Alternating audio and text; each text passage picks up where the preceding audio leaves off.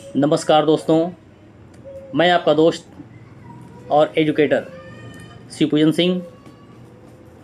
आपका मेरे YouTube channel competitive zone में आपका बहुत बहुत स्वागत है। एनटीपीसी का जो मैं सीरीज चला रहा हूँ, यहाँ पर एक एनटीपीसी के एग्ज़ामिनेशंस हो रहे हैं, तो इन्हीं एग्ज़ामिनेशंस के आधार पर जो मैं क्वेश्चन का सेट और पैटर्न यहाँ पर ला रहा हूँ, वो आपके लिए बहुत ही महत्वपूर्ण साबित होंगे। आइए एक एक करके उनका अध्ययन करते हैं। ओके।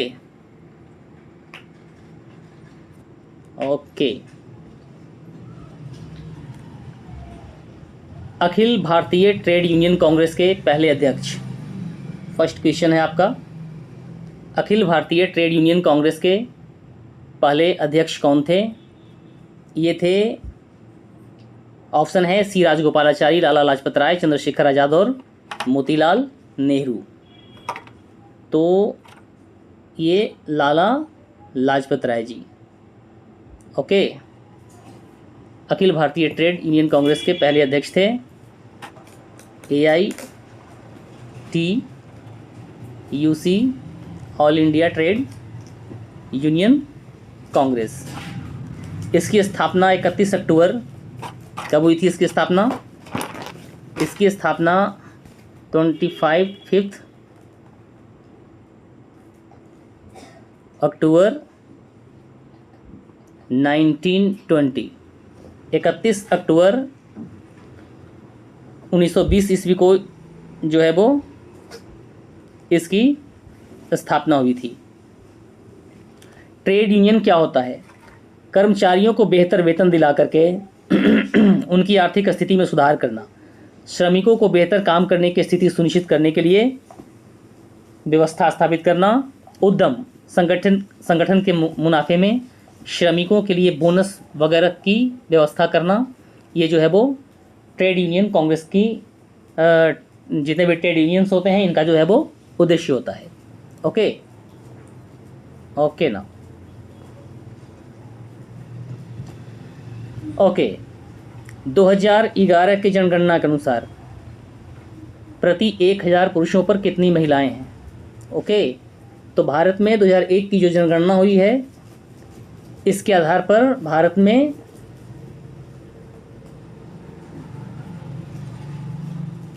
ये 919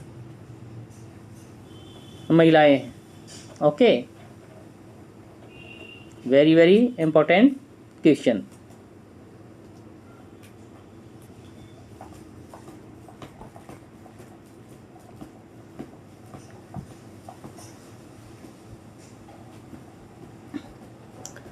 पुरुष टीम के लिए वॉलीबॉल नेट की ऊंचाई जमीन से कितनी होती है? ये जो है वो सेकेंड ऑप्शन 2.43 2.43 होता है ये।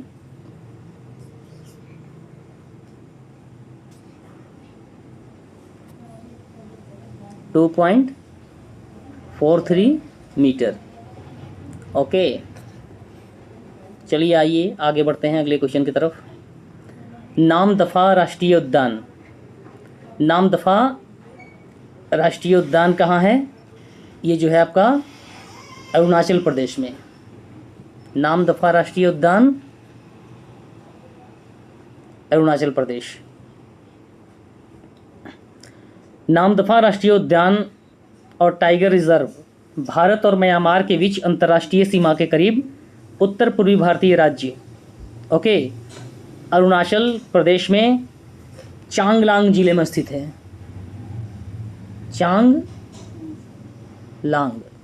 अरुणाचल प्रदेश के चांगलांग जिले में स्थित है ये। सरकार ने 1983 में, कब? 1983 में इसे टाइगर रिजर्व के रूप में नामित किया था। ये क्या है आजकल? टाइगर रिजर्व है। कौन? नामदफा राष्ट्रीय उद्यान। कहाँ है बच्चों? ये जो है वो अरुणाचल प्रदेश में। Okay okay, next question. अगला क्वेश्चन है गांधार कला शैली निम्नलिखित में से किस यूरोपीय देश से प्रभावित है? ये जो है वो यूनान। गांधार कला शैली जो है वो यूनान कंट्री से संबंधित है, मतलब कि प्रभावित है। ओके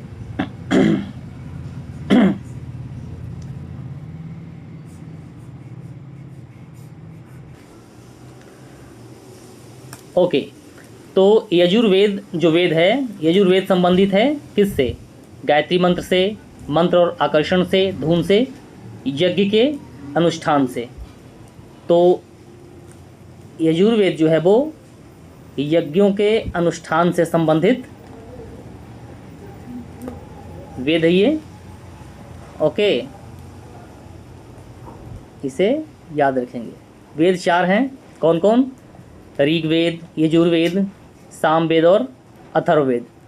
ऋग वेद जो है वो सबसे पुराना वेद है, और ये जो है वो ऋग्वेद से आर्यों के इतिहास का पता चलता है। सामवेद, सामवेद जो है वो गायन का वेद है, गायन का वेद है। Okay, Rigveda second. यजुर्वेद, यजुर्वेद जो है वो यज्ञ अनुष्ठानों के बारे में बताता है। ऋग्वेद, यजुर्वेद, सामवेद और अथर्ववेद। सबसे लास्ट में आया था अथर्ववेद, अथर्वा ऋषि के द्वारा संकलित। ओके, नेक्स्ट संविधान से अगला क्वेश्चन है। भारतीय संविधान के किस अनुच्छेद के अधीन राज्यपाल राष्ट्रपति के विचार के लिए किसी विधेयक को आरक्षित रख सकता है? ये अनुच्छेद 201 के अंतर्गत है। ओके, ये अनुच्छेद कौन सा? ये अनुच्छेद 201 के अंतर्गत। नेक्स्ट,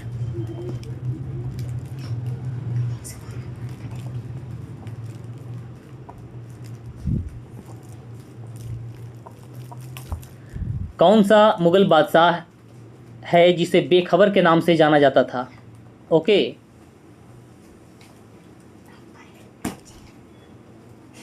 तो ये बहादुर शाह। बहादुर शाह को शाहे बेखबर के नाम से जानते थे।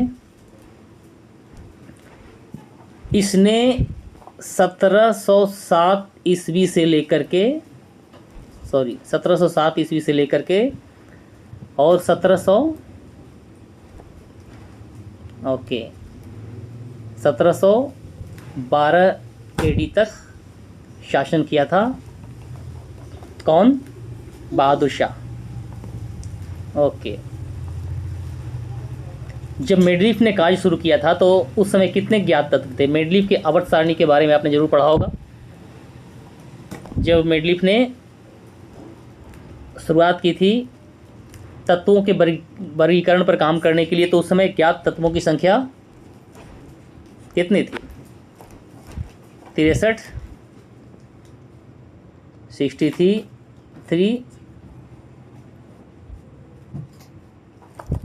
एलिमेंट्स उस समय थे। ओके,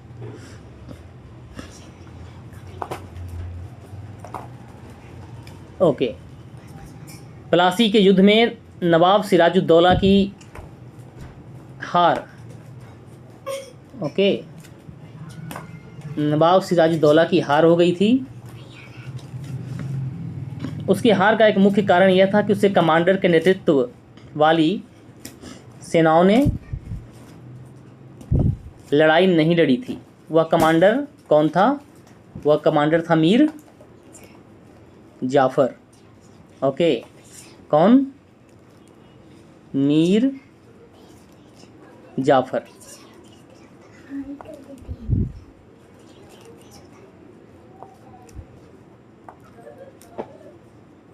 प्लासी की लड़ाई कब लड़ी गई थी? 1757। 1757 में प्लासी की लड़ाई लड़ी गई थी। यह सिराजुद्दौला बंगाल के नवाब और रॉबर्ट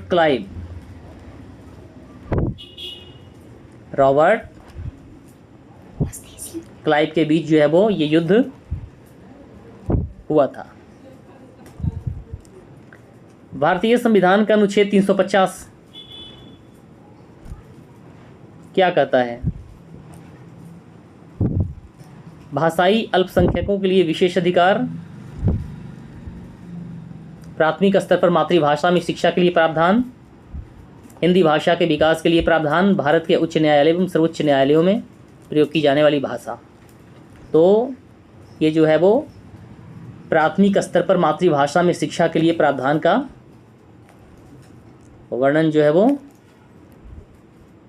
350A, ओके,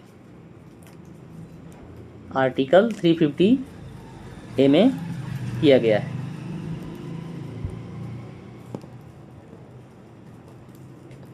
निम्न में से सबसे दुर्बल अम्ल कौन सा है? Okay, formic acid, benzoic, oxalic acid, hydrochloric. तो बेंजोइक एसिड। बड़े ही इम्पोर्टेंट क्वेश्चंस आगामी परीक्षाओं के लिए। एनटीपीसी का परीक्षा भी चल रहा है। आप बिल्कुल मेरे प्रत्येक वीडियो को डेडिकेशन के साथ देखिए। मैं जो प्रश्नों की श्रृंखलाएं यहाँ पर ला रहा हूँ बड़े ही उच्च क्वालिटी के हैं और आप अप टू मार्क्स नहीं है, बिल्कुल आप इन्हें देखें। तो सबसे दुर्बल अम्ल benzoic acid. Okay, statement based question. आजकल इस तरह के पैटर्न वाले क्वेश्चन जो है वो बार बार रिपीट किए जा रहे हैं। कुल संसाधनों समष्टि अर्थशास्त्र निम्नलिखित में से किससे संबंधित है? कुल संसाधनों की बेरोजगारी के पीछे कारण, कुल उत्पादन का निर्धारण। तो समष्टि अर्थशास्त्र जो है ये इन दोनों स्टेटमेंट के साथ कैरी करता है। तो ये दोनों सही हैं, 1 और 2 दोनों कथन सत्य हैं। नेक्स्ट, T20 मैच में ओवरों की संख्या कितनी होती है? ये तो आपको पता ही होगा। T20 मैच जो होते हैं वो 20 ओवर्स के होते हैं। ओवरों की संख्या जो है वो इसमें 20 ही होती है। बहुत ही साधारण क्वेश्चन, ऐसे ऐसे क्वेश्चंस भी कभी कभी पूछ लिए जाते हैं। अगला क्वेश्चन जो आपके सामने है ये भी स्टेटमेंट बेस्ड क्वेश्चन ही है। ओके, उष्णकटिबंधीय पर्णपाती वन से निम्न संबंधित कथन है, इन पर विचार करने के लिए कहा गया है। इन वनों में सदाबहार और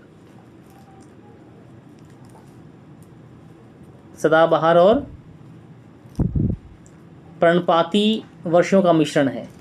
ये भारत के सबसे व्यापक वन हैं और इन्हें मानसून वन के नाम से भी जाना जाता है।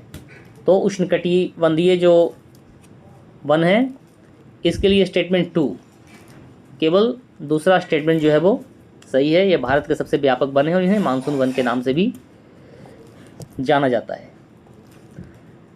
नेक्स्ट क्वेश्चन, 2011 की जनगणना के अनुसार किस राज्य में अनुसूचित जातियों की संख्या का प्रतिशत सबसे अधिक है? तो ये जो है वो MP है। ओके, मध्य प्रदेश में शेड्यूल्ड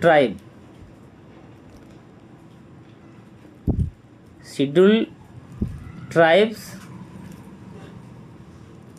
की जनसंख्या का परसेंटेज जो है वो सबसे अधिक है। अगला क्वेश्चन, मौर्य वंश के संस्थापक का नाम आप सब जानते ही हैं, चंद्रगुप्त मौर्य। इन्होंने कौटिल्य जिन्हें विष्णुगुप्त और चाणक्य के नाम से भी जानते हैं, इन्होंने चंद्रगुप्त मौर्य की सहायता से मौर्य वंश की स्थापना की और मगध की राज गद्दी से नंद डायनेस्टी जो था उसका समूल नाश किया था इन्होंने। ओके, तो ये हैं चंद्रगुप्त मौर्य। चंपारण का सत्याग्रह, ओके, चंपारण सत्याग्रह कब प्रारंभ हुआ था? तो चंपारण सत्याग्रह के बारे में पूछा जा रहा है। चंपारण सत्याग्रह कब प्रारंभ हुआ था? ये महात्मा गांधी के द्वारा नील्हे अंग्रेज़ों के शोषण के विरुद्ध, जो बिहार में तिनकठिया प्रणाली पद्धति थी, उसके विरोध में ये चंपारण सत्याग्रह जो है वो 1917 ईस्वी में महात्मा गांधी के द्वारा लॉन्च किया गया था। ओके, भारत एक गणराज्य है, क्यों? क्योंकि भारत एक स्वतंत्र राष्ट्र है, भारत की अपनी सेना है, भारत के पास एक निर्वाचित राष्ट्रपति हैं। ओके, हाँ, गणतंत्र होने का पहला शर्त यही है कि भारत के पास एक निर्वाचित राष्ट्रपति हैं। 26 जनवरी 1950 को हमारा संविधान लागू हुआ था और इस दिन से हमारा भारत जो है वो एक गणतंत्र राज्य है। ओके, कुचिपुड़ी किस राज्य का नृत्य है? कुचिपुड़ी जो है वो किस राज्य का नृत्य है? तो ये जो है आंध्र प्रदेश। ओके, कुचिपुड़ी आंध्र प्रदेश का नृत्य। भूमि मार्ग से भारत आने वाला पहला अंग्रेज व्यापारी कौन था? John Mildenhall. Okay, John Mildenhall थे। ये भूमि मार्ग से भारत आने वाला पहला अंग्रेज। पहला पुर्तगाली यात्री वास्को दा गामा कौन? वास्को दा गामा। कब? 1498 में, 1498 ईस्वी में इसने भारत की यात्रा की। इसके बाद 1599 में ईस्ट इंडिया कंपनी के राजदूत के तौर पर ब्रिटिश यात्री जॉन मिल्डन हॉल भूमि मार्ग से भारत पहुंचा था। ओके, उसे कंपनी के माल की बिक्री का जिम्मा सौंपा गया था और इस वजह से जॉन मिल्डन हॉल इसका जो है वो भारत में आगमन 1599 ईस्वी में हुआ था। ओके, ये अंग्रेज। आंतरिक हिमालय की औसत ऊंचाई कितनी है? Okay, 6000 metre, 4500 metre, 5000 metre, 6000 metre. तो इसकी ऊंचाई जो है वो 6000 मीटर, यानी कि ऑप्शन एक सही है। भीतरी हिमालय की औसत ऊंचाई 6000 मीटर। ये सबसे ऊंची चोटियों में ऊंची चोटियों से बनी हुई है श्रृंखला है। इन चोटियों की औसत ऊंचाई 6000 मीटर है। ओके, हिमालय के इस भाग का मूल भाग ग्रेनाइट से बना हुआ है। ओके, यह सदैव बर्फ़ से ढका रहता है और इस श्रेणी में कई ग्लेशियर निकलते हैं यहाँ से। जहाँ तक हिमालय की बात आती है तो हिमाचल या लघु हिमालय, शिवालिक श्रृंखला वगैरह वगैरह का अध्ययन जो है वो यहाँ से हमें करना पड़ता है, और हिमालय से रिलेटेड ये क्वेश्चन जो है वो पूछे जाते हैं। ग्रेटर हिमालय, लघु हिमालय, शिवालिक हिमालय कहाँ पे है, ऊंचाई कितनी है, इसकी अवस्थिति क्या है, ये सब पूछे जाते हैं। बाद में इनका डिस्कशन हम करेंगे। 23 नंबर क्वेश्चन, मौलिक कर्तव्य किस संविधान संशोधन के द्वारा जोड़े गए थे? ओके, मौलिक कर्तव्य 42वां संविधान संशोधन के द्वारा जो है वो जोड़ा गया था। ओके, मौलिक कर्तव्य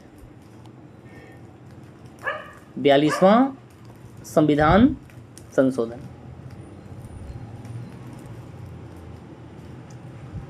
डॉक्टर स्वर्ण सिंह समिति के सिफारिश पर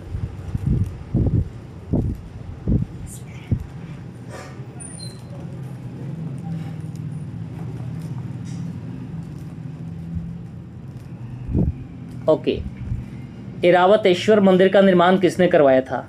ये चोल राजा राजराज द्वितीय। ओके, चोल राजा जो थे राजा सेकंड ने करवाया था इस मंदिर का निर्माण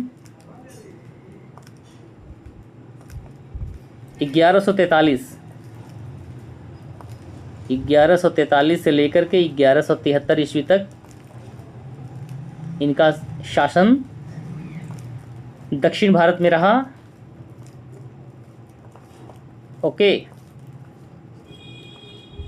नेक्स्ट, निम्न में से कौन सी एक नदी ज्वार नदी एस्चुरी बनाती है? कौन सी नदी है ये? गोदावरी, कावेरी, तापी और महानदी। एस्चुरी बनाने वाली, ज्वार मुख बनाने वाली नदी जो है वो तापी है। तापी को ताप्ती के नाम से भी जाना जाता है। ये प्रायद्वीपीय भारत की दूसरी सबसे बड़ी पश्चिम की ओर बहने वाली नदी है। ओके, ये पूरब की ओर, पश्चिम की ओर बहते हुए और अरब सागर में जाकर के गिर जाती है। इसे नर्मदा की जुड़वा नदी के रूप में भी हम जानते हैं। यह मध्य प्रदेश में मुल्ताई आरक्षित वन क्षेत्र में 752 मीटर की ऊंचाई से निकलती है। कंबय की खाड़ी के माध्यम से अरब सागर में जाकर के और गिर जाती है।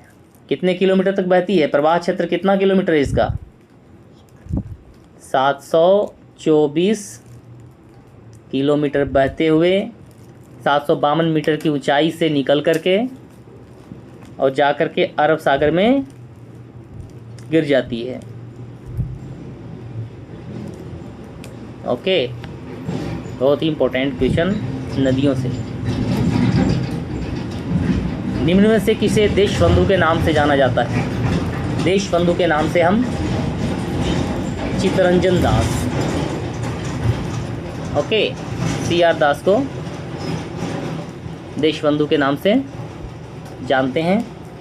बोडो जनजाति किस राज्य में पाई जाती है? बोडो जनजाति असम राज्य की जनजाति है। नेक्स्ट, 10वें सिख गुरु कौन थे? गुरु नानक, गुरु अंगद, गुरु गोविंद सिंह, गुरु हरराय। ये थे गुरु गोविंद सिंह जी, सिखों के 10वें गुरु।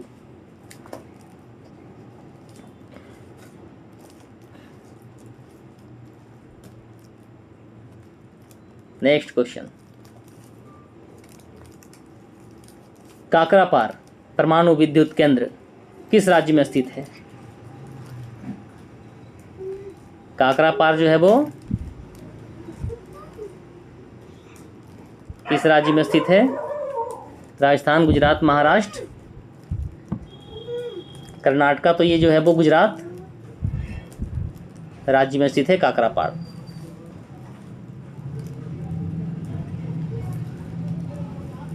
बार बार जो है वो परीक्षाओं में पूछा जाता है। काकरापार परमाणु ऊर्जा स्टेशन, इसकी स्थापना 6 मई 1993 को हुआ था।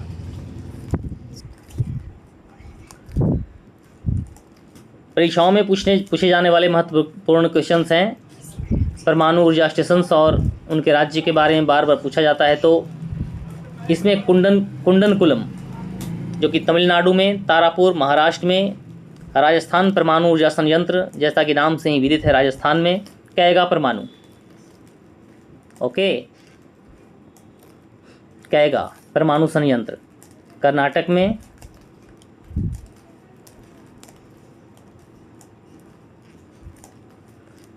कालापक्कम तमिलनाडु में, नरोरा बार पूछा जाता है। उत्तर प्रदेश काकरापार परमाणु ऊर्जा संयंत्र, गुजरात जो कि यहाँ पर आपने प्रश्न में देखा। भारत में राष्ट्रीय खेल दिवस कब मनाया जाता है? ये जो है वो 29 अगस्त, ओके, ये 29 अगस्त को मनाते हैं। हॉकी के जादूगर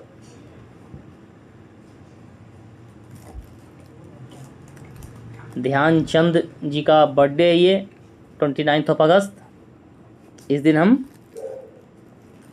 मनाते हैं राष्ट्रीय खेल दिवस, ओके।